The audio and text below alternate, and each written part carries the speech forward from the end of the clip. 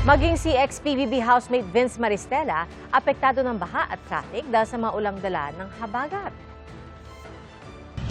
Naglalakad tayo ngayon dahil mas mabilis maglakad kaysa sumakay sa kotse. Sobrang traffic kaya pinili ni Vince na maglakad na lang sa kahabaan ng Marcos Highway.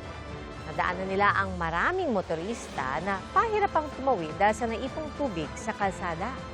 At maging si Vince, hindi nakaiwas sa pagdaan sa baha. Kalaunay nakarating din siya sa entrance ng subdivision sa Rizal.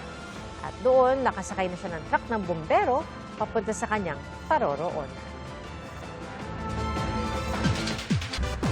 Naghahanda na si Sparkle star Caprice Cayetano para sa upcoming GMA Afternoon Prime Series na A Million Dreams.